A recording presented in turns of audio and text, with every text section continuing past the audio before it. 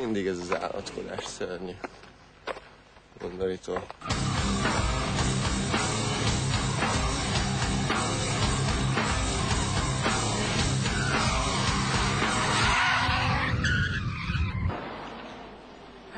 És vajon mit tehet az ember, hogyha egy ilyen nehéz nap után egy 300 lóerős összkerékhajtású, piros sportlimuzinban még egy kis változásra vágyik? Például átül egy 240 lóerős, V6-os, piros kabrioléba. 30, 40, 50, 60, 70, 80, 90, 100, jaj! Pont a leszabályozáshoz megérkeztünk, az volt a 100. 6,8 másodperc alatt vagyunk 100-on, az meglehetősen tisztességes.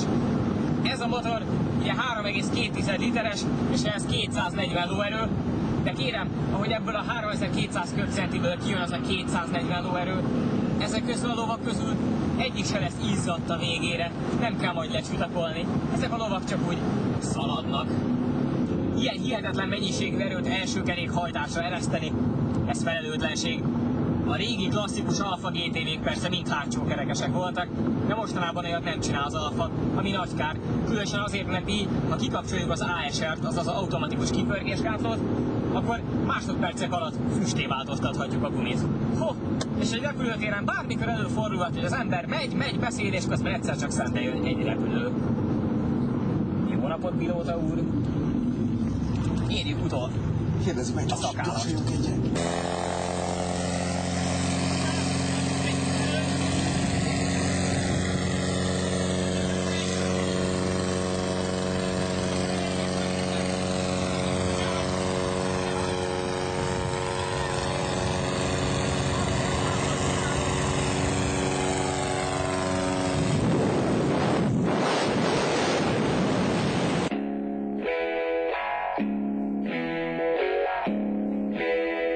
Az, hogy ennyire mélyre húzódott ez az Alfa hűtőrács, ez a pajzsembléma, ez volna az átdizájnolása, finom frissítés egyetlen külsődleges jegye.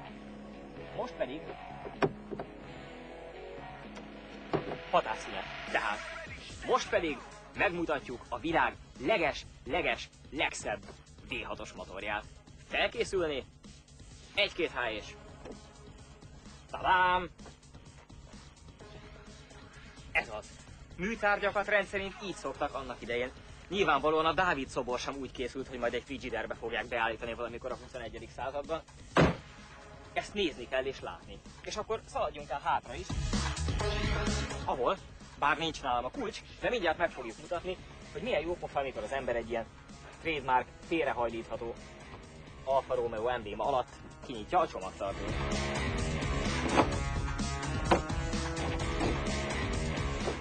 Íme. A csomagtartó és benne a szélterelő háló, aminek sajnos más helye nincs. Hát így ekkorka. No. És ha hiszik, ha nem, belefér egy 198 centis operatőr, az egész csak szándék kérdése. Tényleg? Indítson! És hogy fogjuk ezt érzékelni, hogy mennyivel megyünk? Így fogunk kinézni.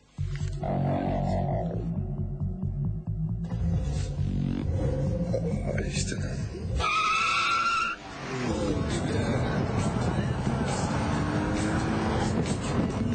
Na mi van, ennyit tudsz, az visz?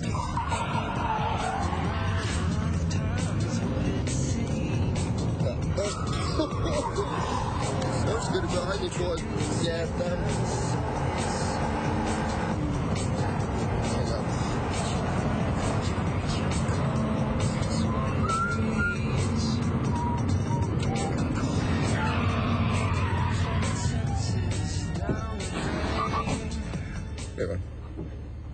Meg is jöttünk? Oh. És megpróbáljuk becsukni a tetőt. Egy gombnyomással kezdődik minden, és addig nagyon biztatóak is a jelek. Itt felemelkedik ez a két kis műanyag lapocska, és szépen elindul a tető fölfelé. És jön, és jön, és jön. Hopp! Nos, elméletileg kész vagyunk. Gyakorlatilag meg, ugye most jön az, hogy már csak ezt a két kis fémfület kell visszacsukni. Itt a listán pont van is itt egy luk, ahova beilleszkedik ez a karom. Elfordítom, És itt még be tudok nyúlni. Sőt, ki tudok nyúlni íme. A két kezem, amint találkozik a tetőn keresztül. Ebből gondolhatjuk, hogy ez a luk itt nem arra van, amire látszólag. Tehát a tetőt valahova ez alá itt egy másik lukba kell beszucakolni. És tízisten beakasztom, ha addig ilyet is.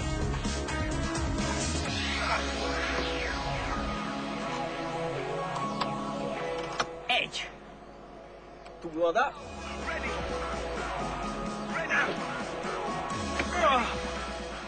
Csukva a tető.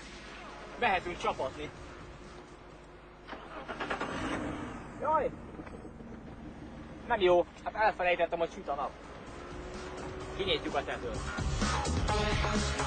Na, akkor most elég az undorító kukacoskodásból.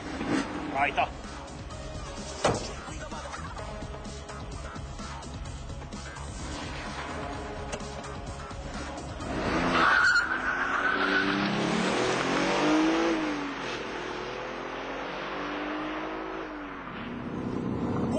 Ahogy egy sportautónál lennie kell.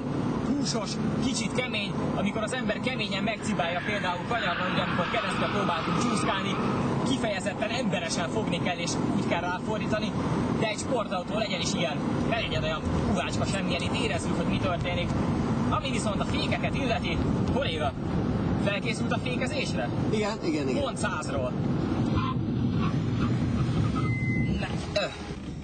Na pont megálltunk, és pont elegendő volt az a fékezés ahhoz, hogy felvillanjon egy pillanatra az olajnyomás jelző lámpa, de ugye az ilyesmiktől nem szoktunk meglepődni egy Alfánál. Egyszerűen csak minden olaj előre ment szépen, így vum! És ezért egy pillanatra úgy tűnt, mintha nem lenne benne. A fékúttal valószínűleg nincs baj, de a fék érzése lehetne egy fokkal talán jobb.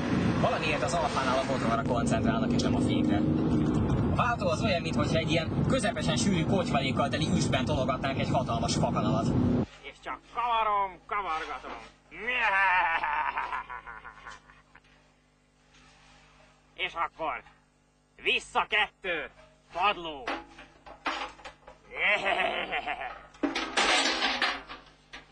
Ezen még lenne mit javítani. A Spider talán a legszeretetre méltóbb autó, ami valaha nálunk járt, legalábbis az egyik. Leginkább a karaktere miatt semmilyen szempontból nem tökéletes, de mégis egyszerűen annyira csodálatos az egész, hogy megszakad a szívünk, ha vissza kell majd egyszer adni. Viszont ennek persze ára van. Az egyik a fogyasztás, hogy ez a csodálatos 3.2-es V6-os, amikor olyan szépen gurgulázva szól, akkor azt is csinálja. Gurgulázik, szépen nyeli le a benzint.